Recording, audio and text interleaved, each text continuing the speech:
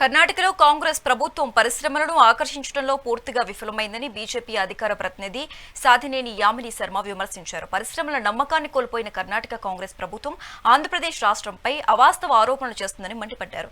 Congress party అధికారంలో ఉన్నప్పుడు దేశానికి చేసిందేమీ లేదని విమర్శించారు. నకిలీ మద్యం విషయంలో జోగి రమేష్ అమ్మవారి ముందు ప్రమాణాలు చేయడం హాస్యాస్పదంగా ఉందంటున్న యామిని శర్మతో మా ప్రతినిధి నాగశ్రీ ఫేస్ టు ఫేస్. ఆంధ్రప్రదేశ్పై తీవ్ర విమర్శలు చేస్తూ ఉంది. మరి కర్ణాటక ప్రభుత్వానికి సంబంధించి ఆంధ్రప్రదేశ్కి కంపెనీస్ వస్తుంటే ఎందుకు ఏడుస్తుంది అనే ప్రశ్న కూడా తలెత్తింది. ఆ ప్రశ్న సాధినేని యామిని గారు. మేడం చెప్పండి, ఏంటి కర్ణాటక ప్రభుత్వానికి ఆంధ్ర వైపు కంపెనీస్ వస్తుంటే వాళ్ళకి ఓర్చుకోలేకపోతున్నట్టుగా కనిపిస్తూ ఉంది. మీరు కూడా డిమాండ్ చేస్తున్నారు. ఏంటి కర్ణాటక ప్రభుత్వానికి ఏం చెప్పాలనుకుంటున్నారు?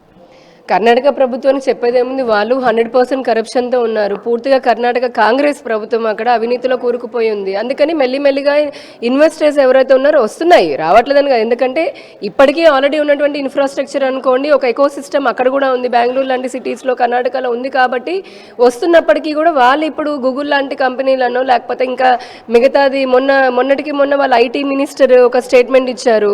Andhra is poaching our investments, అంటే మావి లాక్కుంటోంది ఆంధ్రప్రదేశ్ అని చెప్పని. ఈరోజు ఎంపీ పాటిల్ ఆయన కూడా ఇంకొక స్టేట్మెంట్ ఇచ్చారు. ఎన్డీఏ అలయన్స్లో టీడీపీ ఉంది కాబట్టి ఇట్లాగా ఇస్తున్నారు, నాట్ అనే మెరిట్ బేస్, అంటే మెరిట్తో కాదు అని చెప్పని. కానీ వాళ్ళకేం అర్థం కావట్లేదా ఏంటి? వాళ్ళ దగ్గర అంత అవినీతి లేకుండా మంచి ఇన్ఫ్రాస్ట్రక్చర్ వాళ్ళు కంటిన్యూస్గా ఇచ్చుంటే కనుక ఆల్రెడీ ఎకో సిస్టమ్ ఉన్నప్పుడు ఇన్వెస్టర్స్ ఎందుకు పక్కకి వెళ్తారు? కేంద్ర ప్రభుత్వం ఇస్తున్నటువంటి పాలసీలు కానీ ఎఫ్డీఏలు కానీ అన్ని రాష్ట్రాలకి సమానంగానే ఉంటాయి. The only difference is state administration and state vision ఉండాలి దాంట్లో. అది కాంగ్రెస్కి లేదు కాబట్టి ఈ రోజున మా మీద పడి ఏడుస్తున్నారు. వేరేజ్ ఆంధ్రప్రదేశ్కి ఒక మంచి కోస్తా తీరం ఉన్నది, అలానే కేబుల్ ఇన్ఫ్రాస్ట్రక్చర్ ఉంది, వరల్డ్ క్లాస్ ఇన్ఫ్రాస్ట్రక్చర్ ఇస్తున్నాము, ఇండస్ట్రియల్ నోడ్స్ ఇస్తున్నాము, అంటే పారిశ్రామిక వాడల్ని అభివృద్ధి చేస్తున్నాము. నేషనల్ ఇన్ఫ్రాస్ట్రక్చర్ పైప్ లైన్ కింద అద్భుతమైనటువంటి నేషనల్ హైవేస్ కానీ, పోర్ట్స్ కానీ, ఎయిర్పోర్ట్స్ కానీ, రైల్ సిస్టమ్స్ కానీ, ఇటువంటివన్నీ వరల్డ్ క్లాస్ ఇన్ఫ్రాస్ట్రక్చర్ ఇస్తున్నాము. అండ్ మాకు మంచి హ్యూమన్ రిసోర్స్ ఉంది, ఇక్కడ స్కిల్డ్ హ్యూమన్ రిసోర్స్ ఉంది ఆంధ్రప్రదేశ్లో. More than anything else like Narendra Modi గారి సపోర్ట్ ఉంది ఆబ్వియస్లీ. అండ్ సెకండ్ థింగ్ వచ్చి ఆంధ్ర డిజర్వ్స్ ఇస్ కదా, విభజిత రాష్ట్రము, ఆంధ్రప్రదేశ్కి హక్కు ఉంది. ఇంకోటి ఇక్కడ లీడర్షిప్, ఇప్పుడు డబుల్ ఇంజన్ గవర్నమెంట్ ఉంది ఇక్కడ కూడా చంద్రబాబు నాయుడు గారి నాయకత్వం అనుకోండి, ఉప ముఖ్యమంత్రి గారు పవన్ కళ్యాణ్ గారి సూచనలు, భారతీయ జనతా పార్టీ ఇస్తున్నటువంటి సూచనలు అనుకోండి, ఓవరాల్గా కూటమి ప్రభుత్వం ఒక మంచి విజన్తో ముందుకెళ్తోంది.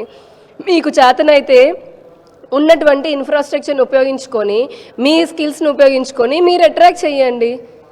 గూగుల్ సుందర్ పిచ్చై గారు చెప్పలేదా, విశాఖపట్నం చాలా బ్యూటిఫుల్ సిటీ, ప్రధానమంత్రి గారి విజన్ చాలా బాగుంది, అలానే రాష్ట్ర నాయకత్వం, విజనరీ నాయకత్వం వల్ల మేము వచ్చామని. ఇంకేంటి వాళ్ళు కర్ణాటక కాంగ్రెస్ లాంటి వాళ్ళు ఎన్ని మాటలు అనుకున్నా, ఇలాగ ఎంత ఏడుస్తున్నా భారతీయ జనతా పార్టీ లేదా ఎన్డీఏ కూటమి అభివృద్ధిని అయితే ఆపదు. కేంద్ర ప్రభుత్వం నుంచి చేయాల్సినటువంటి సహకారం చేస్తూనే ఉన్నాము. మరింతగా అందిపుచ్చుకుంటుంది ఈ రాష్ట్రం. దానికి మన మీద పడి ఏడుస్తూ, మన రాష్ట్రం పైన మీద పడి ఏడుస్తూ ఉంటే వాళ్ళు అలా టైం వేస్ట్ తప్పితే ఏమి ఉండదనేది నా ఒపీనియన్. వాళ్ళు హెడ్లైన్స్లో ఉండాలని చూస్తున్నారు, మేము ఆ ప్రాజెక్ట్స్లో ఉండాలని చెప్పని ప్రయత్నం చేస్తున్నాము. సో అదే డిఫరెన్స్. అంటే ఇక్కడ డబుల్ ఇంజన్ గవర్నమెంట్ ఉండడము, విజనరీ గవర్నమెంట్ ఉండడం వల్ల ఎక్కువ డెవలప్మెంట్ జరుగుతోంది. సో మరోవైపు ఇక్కడ రాష్ట్రంలో చూసుకున్నట్లయితే నకిలీ మద్యం కూడా ఏరులే పారుతుందని చెప్పి కూడా వైసీపీ వాళ్ళు, ఇందులో జోగి రమేష్ కూడా మొన్న దుర్గగుడికి వచ్చి చేతిలో ప్రమాణ స్వీకారం చేశారు, హారతి పట్టుకొని, నాది ఏ తప్పు లేదు, తప్పుంటే శిక్షించండి అని చెప్పి. సో ఏం చెప్తారు దీనికి? ఇట్ ఈస్ లైక్ దొంగే దొంగ అని చెప్పని అరుస్తున్నట్టుగా ఉంది. 5 సంవత్సరాలు జోక్ అనిపిస్తుంది నాకు యాక్చువల్. అంటే నేను అమ్మవారి పేరెత్తారు కాబట్టి అలా అనలేను, కానీ ఎందుకు ఇలాగా కనీసం భక్తుల మనోభావాలతోటి ఆడుకున్నారు? భక్తుల మనోభావాలు వదిలేసేయండి, దుర్గమ్మతో ఎందుకు ఆడుకుంటారు మీరు? ఎంత పాతాళానికి వెళ్ళాలని చెప్పని ఇటువంటి డ్రామా స్టంట్స్ అన్ని వేస్తున్నారు. దుర్గమ్మ చూస్తూ ఊరుకుంటుందా? ఆవిడకి తెలియదా? తెలిసినందుకే కదా మీ పార్టీని అలా కూర్చోబెట్టింది 11 స్థానాలు ఇచ్చి. భగవంతుడితో అమ్మవారితో ఎందుకు ఆటలు? కమింగ్ టు దట్ పాయింట్ ఏంటంటే, 5 సంవత్సరాలు ఇదే కల్తీ మద్యంతో కొన్ని వేల కుటుంబాలు చనిపోయాయి, కొన్ని వేల కుటుంబాలు రోడ్డున చనిపోయారు, కొన్ని వేల కుటుంబాలు రోడ్డున పడ్డాయి. ఈరోజు వాళ్ళ కల్తీ మద్యం గురించి మాట్లాడుతున్నారా? అసలు వాళ్ళకి ఆ నైతిక హక్కు ఏదైనా ఉందా? అట్లీస్ట్ వాళ్ళకి అది ఉందా? జగన్మోహన్ రెడ్డి ఏమో ప్రెస్ మీట్ పెట్టి మా జోగి రమేష్కి అతను ఎవరో తెలియదని అంటాడు. ఈయననేమో జోగి రమేష్ ఆయన ఏమంటాడు, నా చిన్నప్పటి నుంచి నాకు తెలిసి మా బజార్లోనే ఉంటాడండి. ముందు వాళ్ళిద్దరికి క్లారిటీ లేదు, ఇంకా వాళ్ళు వచ్చి మా ప్రభుత్వం పైన ఏమంటారు. ఇక్కడ ఏంటంటే ప్రభుత్వంలో ఉన్న అది ఏ పార్టీ వాళ్ళైనా సరే, ముఖ్యమంత్రి గారు చాలా స్పష్టంగా చెప్పారు, ఏ పార్టీ వాళ్ళున్నా ఏ పార్టీ వాళ్ళు తప్పు చేసినా మేము ఉపేక్షించేది లేదు అని.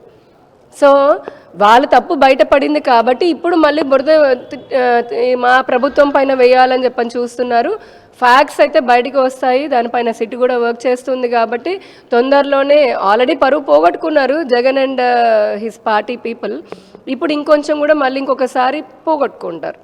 ఫైనల్గా రాష్ట్రానికి వస్తున్న కంపెనీస్ గురించి కానీ లేదంటే డేటా సెంటర్స్ గురించి కానీ జగన్మోహన్ రెడ్డి మన ప్రెస్ మీట్ పెట్టి చాలా కామెంట్స్ చేశారు. సో ఏం చెప్తున్నారు, జగన్మోహన్ రెడ్డికి ఏం చెప్పాలనుకుంటున్నారు?